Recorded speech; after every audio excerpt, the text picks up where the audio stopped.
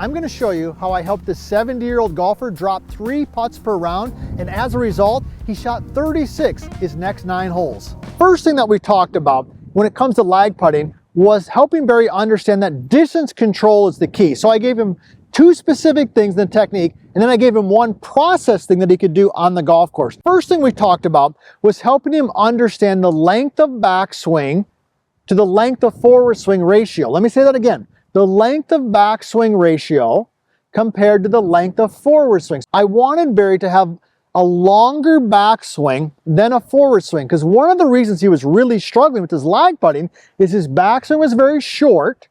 Therefore, he had to really accelerate the putter quickly to get the golf ball to travel the distance that he wanted it to travel.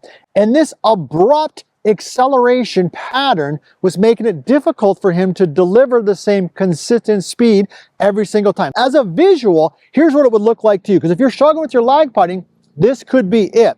Barry's backswing, relatively speaking, was very short, and then his forward swing was very long. So it looked something like this. It was short and then long.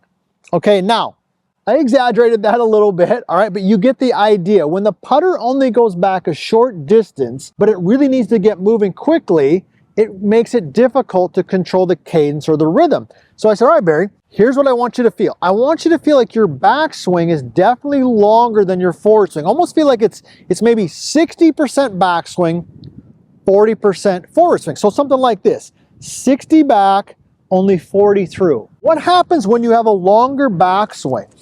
It gives you more time, it gives you more opportunity to get the club to naturally accelerate at the rate you need it to, so you deliver the appropriate speed at impact. So it looks something like this.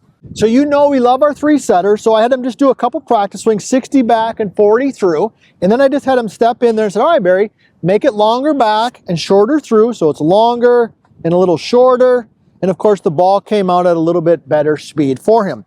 So the second thing we talked about was delivery loft. So if you're struggling with distance control, lag putting, delivering the proper loft consistently helps you get the golf ball to roll the right distance. I've got the G-Track putter here, and every putter, of course, has a built-in loft. Now on the G-Track, we specifically had it built at around 2 degrees of loft.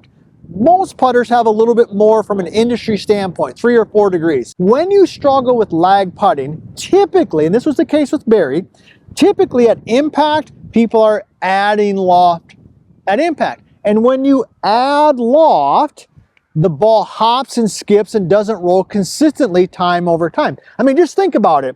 There's a reason your 9-iron goes a shorter distance than your 6-iron, right? Because it has more loft on it. So when you're putting, if you're struggling with distance control, i.e. lag putting, and you're consistently delivering different loft and impact, it is almost impossible to have good touch and feel.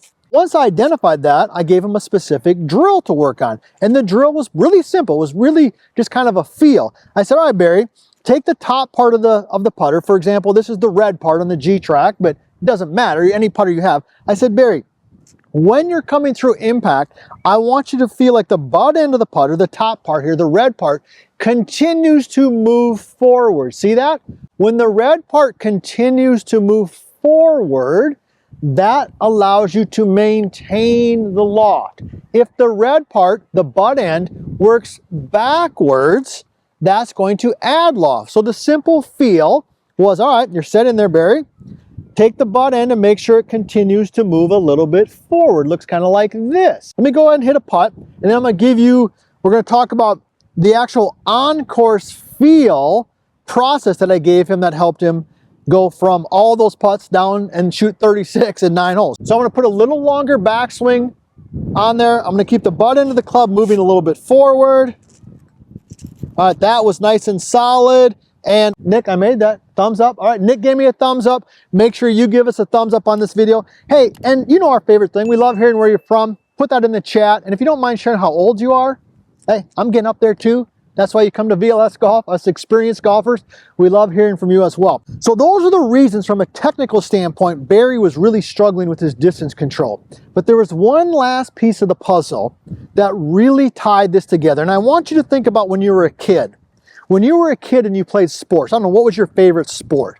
maybe it was football, maybe it was baseball, maybe it was soccer, tennis, doesn't matter, maybe it was golf, right? But when you think of other sports, not golf, typically when we want to have good touch and feel, we want to throw a ball or shoot a basketball or throw a baseball, we almost always instinctively look at the target.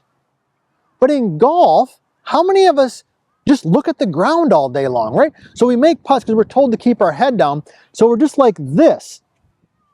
And we never give our eyes and our senses an opportunity to see where we want the golf ball to go. So I was explaining this concept to Barry, and you could see him nodding. He's like, that makes sense. So I said, Barry, when you're on the golf course, all I want you to do is when you make your practice motions, I want you to just look at the hole. And at first it felt a little awkward because you're like, wow, this is different. But just look at the hole. Make your practice motions, and what I want you to do is visualize where that ball is going to roll and how it's going to get there. And immediately what happened is his imagination, his brain started working, and he started to improve his touch and his feel. So we've got a little longer backswing, so we had good rhythm and cadence. We had proper delivery loft, so the ball came off the same every single time. And then we tied this bow together by having him look at the cup so he could see exactly where he wanted the golf ball to go and where he wanted it to roll. And now that we've improved your putting, check out my next video. And if you want to learn more about our philosophy on chipping and putting in the short game, check out our new book.